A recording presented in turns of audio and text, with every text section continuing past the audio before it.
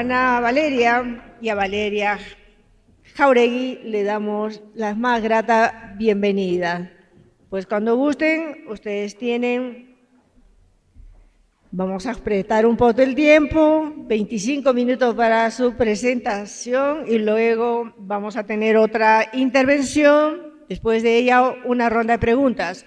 Este es un tema muy interesante, de manera que les pido que su máxima atención y si tienen alguna pregunta, pues puedan formularla oportunamente para poder hacerla llegar a las participantes.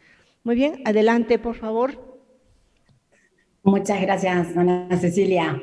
Muy buenas tardes para todos.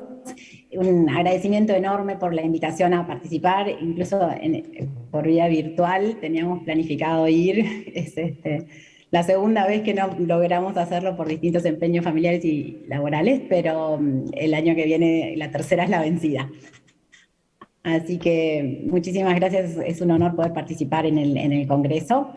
Y bueno, vamos a compartir esta presentación con Valeria, mi colega, que sí es un tema con el cual estamos conviviendo y nos enfrentamos a una serie de cambios y a hacer una serie de adaptaciones a los protocolos habituales, incorporando un lenguaje inclusivo que facilite la comunicación en un nuevo marco de derechos humanos en materia de personas con discapacidad.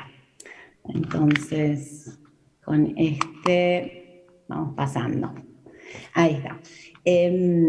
Nosotros vamos a hacer una presentación, breves definiciones, pero van a encontrar allí las referencias para profundizar. Luego vamos a hablar un poquito de cifras de las personas con discapacidad en el mundo y puntualmente en Uruguay y en Perú, para tener una idea de la magnitud de la cuestión. Y luego específicamente comentar acerca de nuestro rol como ceremonialistas y en el oficio del protocolo, en tanto cortesía y tratamiento en el marco de derechos humanos que mencionamos. Luego vamos a ver algunos ejemplos de normativa e instituciones muy brevemente y la parte más gráfica, más rica, que es de los estudios de caso, que va a presentar Valeria y también llevando un poquito a la parte de imagen, ¿no? Más ilustrativa, estos conceptos que vamos a estar exponiendo al inicio. Bien, entonces, las definiciones que vamos a aportar en realidad se fundamentan en gran medida en la Convención Internacional de los Derechos de las Personas con Discapacidad, que se conoce como CDPD, de Naciones Unidas, del año 2006. Y esta se basa en un modelo social. No vamos ahora a hacer historiografía, pero han habido distintos marcos teóricos para abordar la problemática de las personas con discapacidad. Bueno, el más tradicional era el modelo médico y luego tenemos algunas evoluciones a partir del año 2001, en que se reformula la visión de la discapacidad como una enfermedad. Y esta que tiene mucho más que ver con cómo la sociedad interpreta el fenómeno y cómo las personas con discapacidades logran convivir en igualdad de condiciones, ¿sí? Entonces es un modelo social, es una realidad que va cambiando de acuerdo a cómo la sociedad va construyendo el entorno y el relacionamiento.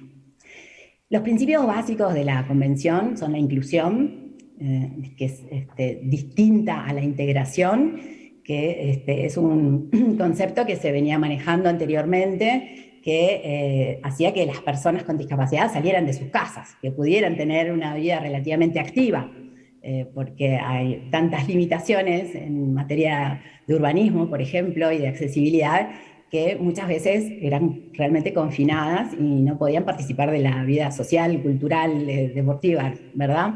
Entonces, bueno, este principio de inclusión lo que trata de hacer es que las personas salgan de sus casas y luego no tengan como lugares especiales para personas con discapacidad motriz o con discapacidad visual o mental, sino que puedan formar parte de ámbitos comunes, que sean realmente que puedan convivir e interactuar, ¿sí? Permiso. Otro de los principios que funda la Convención es el de la equidad, esto es como igualdad de oportunidades, pero visto no como darle a todas las personas los mismos estímulos, sino darle más estímulos o más posibilidades de equipararse a las personas que más lo necesitan. A la vez que se respetan las diferencias, no es que se naturalicen, sino que de algún modo se visibilizan de forma que no sea algo que hay que ocultar, sino que debemos internalizar y convivir con las personas que están en situación o que tienen alguna discapacidad. Entonces, esto también lleva a un proceso de aceptación de la diversidad, ¿sí? Que también es un proceso social y como todo lleva su tiempo, cualquier cambio social es un proceso, y el principio de no discriminación, ¿sí? La idea es, de algún modo, tratar a todas las personas con las mismas, no igual, pero sí brindarles las mismas oportunidades, no discriminar a las personas que cuenten con alguna discapacidad. Entonces, como resultado de esta convención, tenemos que se resalta la autodeterminación de las personas con discapacidad, que se busca fomentar su autonomía, ¿sí? Que se les pregunte qué necesidades tienen o cuáles son sus preferencias cuando tienen una serie de opciones. Se declara el principio de participación activa, también se proponen cambios en las políticas públicas, que esto ya hemos venido viendo una serie de avances en la legislación, en las reglamentaciones, y estos son basados en los derechos humanos. Y Perú y Uruguay adhieren en 2006 a la Convención y la ratifican a fin del 2008 y a inicios del 2009, respectivamente. Ahí cambiamos.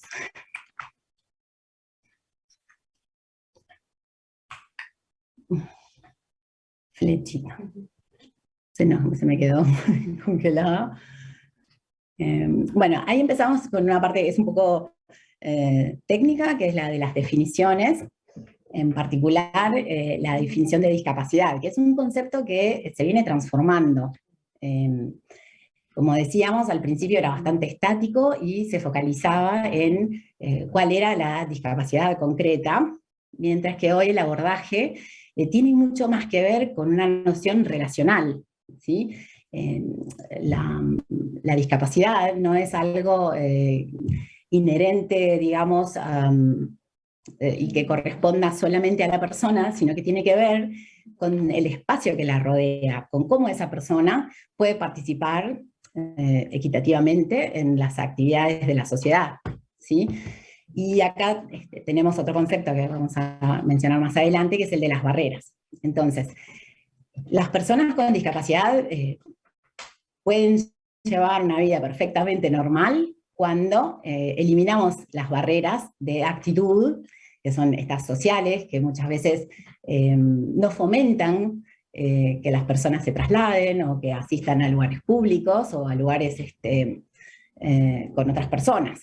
Entonces, eliminando ese tipo de comportamiento restrictivos que segrega y que segmenta, estamos ayudando a que estas personas puedan tener una vida plena. También están las barreras del entorno, que era lo que mencionábamos, y sobre lo cual también se está trabajando mucho, las rampas de accesibilidad, ¿no? Vale nos va a mostrar bastantes ejemplos en ese sentido. Entonces, la discapacidad puede ser permanente o temporal, ese es otro marco temporal que tenemos que manejar. Y no es una enfermedad. Es una condición con la que prácticamente todos conviviremos en la vida. Y en este sentido, lo que sí está bueno es hacer como una diferencia entre aquello que todos por ahí consideramos que tenemos algún tipo de discapacidad, ¿no? Yo uso lentes, ahora me puse los de contacto, pero en realidad no se considera una discapacidad hasta que hay alguna determinación médica, ¿sí? Y un determinado umbral de discapacidad en materia visual o auditiva, por ejemplo, ¿sí? El problema de decir, bueno, todos tenemos una discapacidad, es que al final, en realidad, nadie tiene una discapacidad, y en última instancia es una cuestión de grados, Entonces eso impide que abordemos la problemática de las personas con discapacidad y su inclusión de una forma mucho más directa, ¿sí? En definitiva, la forma de referirse correctamente a las personas con alguna de estas condiciones es persona con discapacidad. Pasamos allá. Otro de los conceptos centrales es el de inclusión, y como mencionábamos hace unos minutitos, es distinto al de integración. El de integración hacía referencia a que las personas pudieran asistir, por ejemplo, a centros educativos o pudieran realizar deportes, ¿sí? Pero se buscaba que fuera en espacios controlados y entre pares. Entonces, la sociabilización que permitía ese proceso de integración también era muy limitado. La inclusión supone un paso más adelante y supone que todos los espacios puedan ser utilizados por todas las personas. Particularmente, como decíamos, se define por el contrario, es incluyente, lo que no excluye, porque me obstaculice o me impida realizar alguna actividad o trasladarme.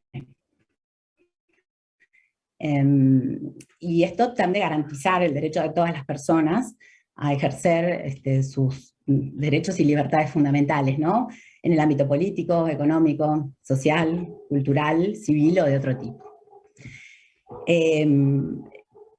Otra vez, la inclusión pretende eliminar todas las formas de discriminación, y entre ellas la denegación de ajustes razonables. Aquí hay todo un debate, por ejemplo, más adelante vamos a ver un pequeño ejemplo de la cuota laboral. No se está logrando cubrir todas las vacantes, y muchas veces es porque no se encuentran las tareas específicas para que las personas con discapacidad las realicen. Y ese es un esfuerzo que realmente es necesario llevar adelante. Ese, por ejemplo, es un ajuste razonable. Cambiar algunas cosas acerca de cómo se expresan las tareas o cómo se visualiza una pantalla para llevar adelante un trámite en una oficina pública. Esos ajustes son razonables, si se pueden lograr mediante avances de la tecnología, del software, es necesario implementarlos. Es una responsabilidad de la administración, por ejemplo. Bueno, de accesibilidad también nos va a mostrar bastantes imágenes, pero básicamente es la condición que cumple un espacio, también puede ser un objeto o un instrumento, para que todas las personas puedan utilizarlo, independientemente de tener una discapacidad, y que lo puedan usar de una forma segura, equitativa y de forma autónoma, lo más autónoma y confortable posible. A lo largo de los últimos años hemos visto que se van colocando rampas, por ejemplo, y después que va pasando el tiempo nos damos cuenta de cómo era casi virtualmente imposible utilizar esas rampas en solitario. Para las personas que querían trasladarse solas no era viable. Entonces ahora vemos que se hacen con varios tramos, por ejemplo. Bueno, pasamos ahí. Otro de los conceptos importantes que habíamos mencionado es el de las barreras.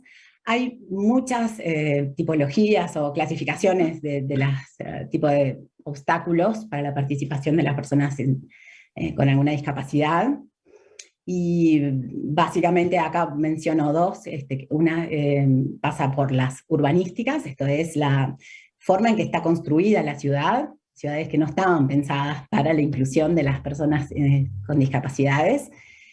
Las arquitectónicas, esto está cambiando de a poco, las barreras del transporte y las barreras de la comunicación. Más que nada en mi parte me voy a concentrar más en los aspectos de la comunicación, que es un poco el centro de la presentación. También para la OMS y el Manual de Turismo Accesible de la Organización Mundial del Turismo, se consideran barreras físicas o del entorno y barreras sociales. Y por último menciono el concepto de diseño universal o diseño para todos, que tiene que ver con la creación de objetos o infraestructura que permita ser utilizado por todas las personas sin necesidad de realizar adaptaciones.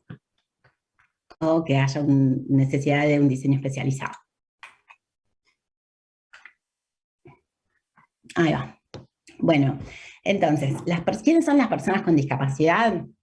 Son aquellas que, y esto también es una de las clasificaciones posibles, ven afectadas sus capacidades en lo físico, por ejemplo, disminución del movimiento o habilidades motoras, en lo sensorial, visual, auditiva y del habla, que afectan la comunicación, sus capacidades intelectuales, por ejemplo, parálisis cerebral, síndrome de Down o trastornos del espectro autista.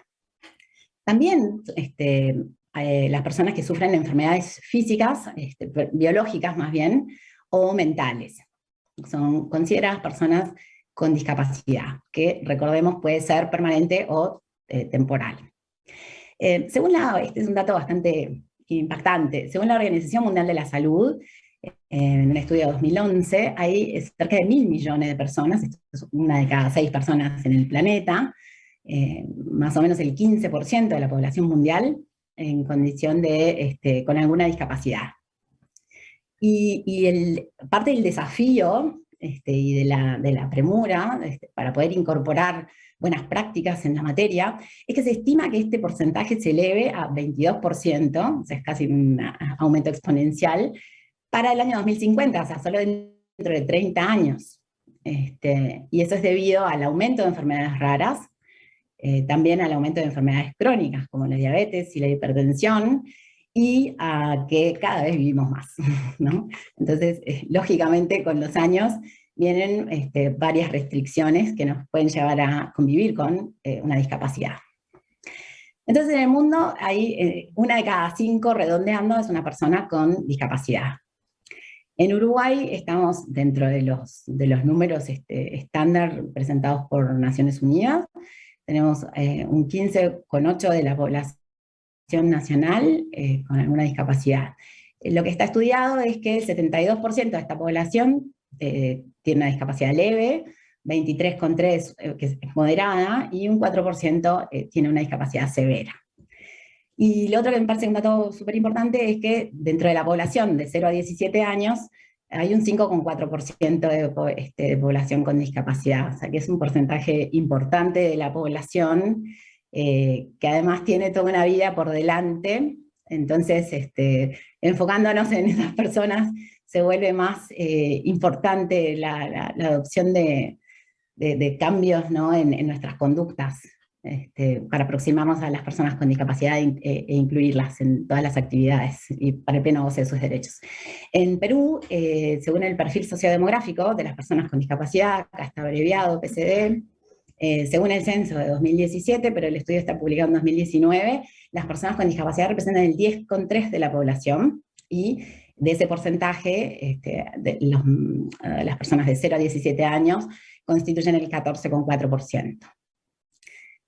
Entonces, acá veíamos que hay distintos grados de discapacidad, pero además veíamos que eventualmente personas con discapacidad pueden ser mayores de edad, que tengan restricciones a la movilidad, pero también pueden ser personas que hayan sido operadas, personas que estén embarazadas, mujeres que estén embarazadas, niños pequeños, que no tienen autonomía, personas con carritos de bebé, valija, cuestiones dietarias y lingüísticas. Todas esas personas se ven beneficiadas también al generar una infraestructura de diseño universal y con accesibilidad. Y entonces, bueno, llegando a la parte más central, ¿cuál es el rol del ceremonial y protocolo, no? Nos vamos a enfocar en el tratamiento hacia las personas con discapacidad en el marco de derechos humanos. Y yo tratando de actualizar en la mente una definición de ceremonial y protocolo, me doy cuenta que busca mucho la operatividad y que lo que trata es de ordenar las interrelaciones de las personas. Bueno, como sabemos hay distintos tipos de protocolo, de gobierno, de empresa, el social, universitario, bueno, el religioso, castrense, etc.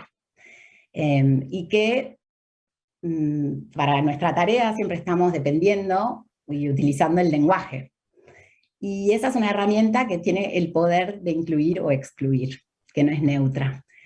Entonces, desde ese punto de vista es que hay algunas recomendaciones que podemos ir internalizando. Probablemente muchas de las personas que están en este espacio ya lo hagan intuitivamente por el propio oficio.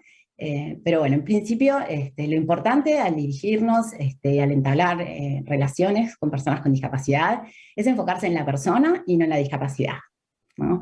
Lo típico, no quedarse mirando la muleta, la silla de ruedas, el bastón o el lazarillo, sino ver a la persona, hacer contacto visual, sonreír, ser amable, ver a la persona como una persona que tiene nombre, que tiene una vida, y también evitar el tipo de, ¡ah, qué bien que te animaste a salir, sos una heroína y todo! Porque las personas en situación de discapacidad que hacen muchos esfuerzos para lograr lo que a muchas personas no nos cuesta nada, no quieren verse como personas diferentes. De hecho, lo que quieren es hacer las mismas actividades que hacemos nosotros sin ser constantemente objetivados, digamos.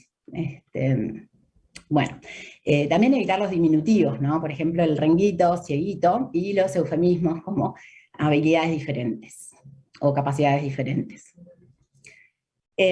Otro punto muy importante al tratar con personas que están en situación de discapacidad es preguntar antes que actuar. Siempre averiguar qué es lo que la persona necesita y no asumir que nos necesita, porque estas personas desarrollan mecanismos para realizar las actividades normales que por ahí son distintos a los que habitualmente nosotros utilizamos. Entonces, por ahí le vamos a ayudar a retirar una silla para acercarse a una mesa, y la persona está acostumbrada a hacerlo de un modo distinto, y nosotros cuando queremos ayudar terminamos entorpeciendo. O queremos ayudar a la persona a ponerse el saco, y la persona, bueno, tiene un método que no es convencional. Entonces, si nosotros interrumpimos ese proceso, en sí estamos de algún modo haciendo que la persona no pueda completar tareas que realiza con normalidad. ¿Sí? Estamos como asumiendo que no puede hacerlo solo. Entonces, preguntar si necesita ayuda y no asumir que la precisa. Ser escucha atento de lo que nos quieren comunicar. De características propias de las personas que nos desempeñamos en ceremonial y protocolo. Esto me gustó, también es un enfoque que, bueno, tal vez es bastante actual o más moderno del ceremonial y protocolo, que lo escuché de Carmen Cuadrado en una conferencia que dio en la Politécnica de Madrid, y ella comenta, ¿no? En la cortesía que nos enseñan desde pequeños, en el ámbito social, la precedencia corresponde a las personas con discapacidad, ¿no? Siempre primero se va a atender a las personas que más necesitan de algún tipo de apoyo para realizar las actividades normales. Y otros criterios, bueno, son la edad, ¿sí? Cuanto más mayor se le da precedencia, y el género, pero esto no es en todas las culturas. Y está como aquella frase la típica, ¿no? Mujeres y niños primero. Entonces, esta invisibilización que durante un buen tiempo vivieron las personas con discapacidad es algo que no es algo inherente al interrelacionamiento social, es una construcción social, es algo que por distintos motivos nosotros generamos y nosotros permitimos que fuera así. Del mismo modo podemos revertir esa situación, ¿verdad? Entonces, también es necesario como poner en práctica algunas características propias del oficio, como son la humildad, el dinamismo y la sencillez. Valeria y Es Ana, importante. 2 minutos, Sí, por estamos... favor. 2 minutos. Ok. ¿Ya van 25? Sí, no te puedo creer. Ok. Bueno, entonces paso rápido. Igualmente ustedes tienen acceso a la presentación, y sí me parece interesante que puedan ver las fotografías. Aquí también algunas formas de referirse de modo apropiado a las personas con discapacidad. Y dale, si querés.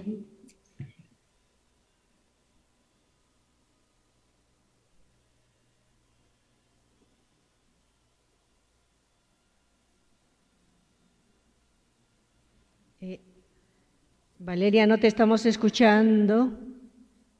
Valeria Jauregui, no te estamos escuchando. Ahí estamos cambiando el micrófono.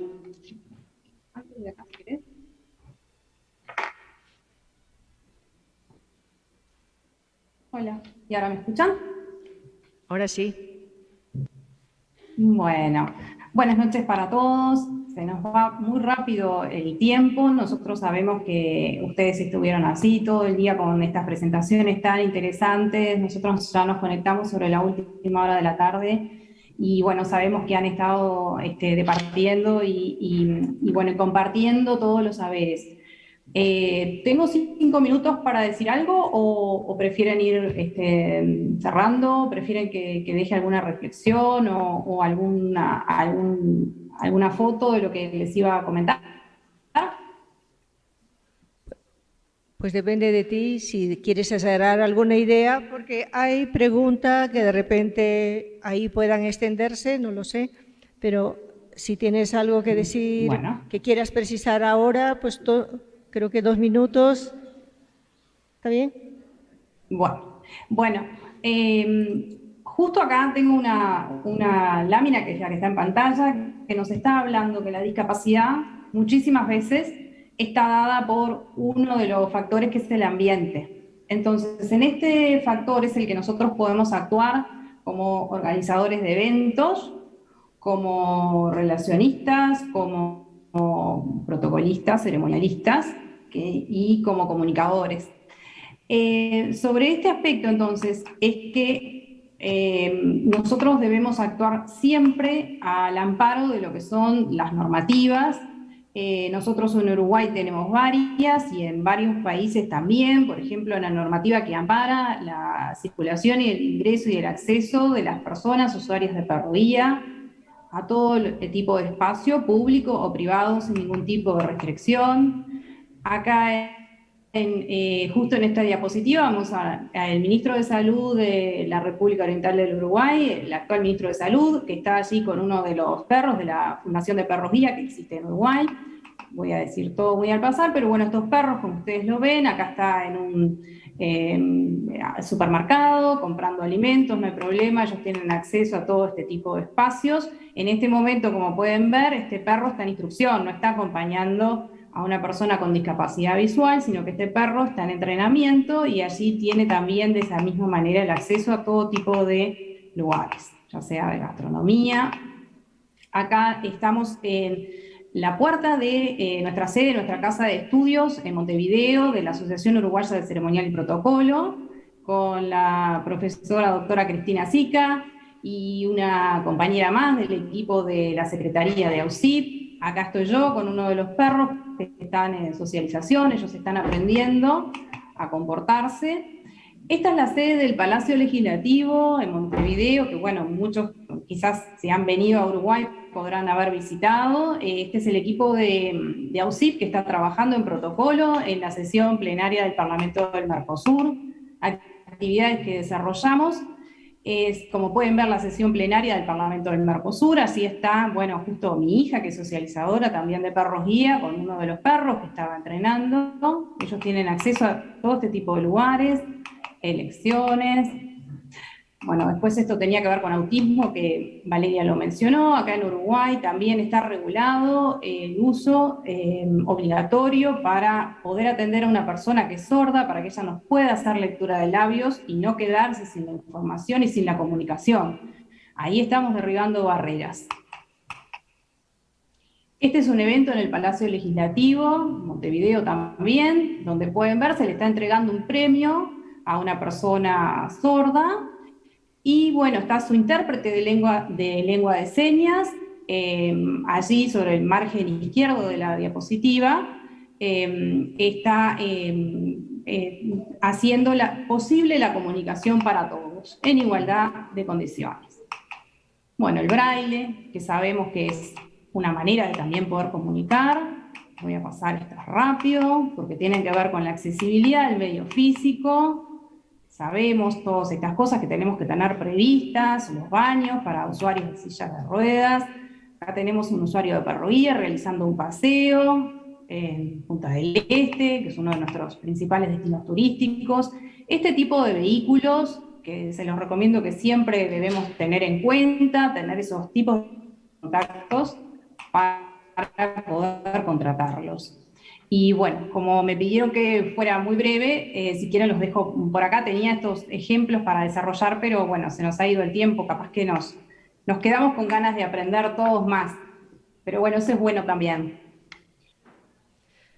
Muchísimas gracias a Ana Valeria Facchini y a Valeria Jáuregui por la presentación de su ponencia ceremonial y protocolo ante el desarrollo de la inclusión.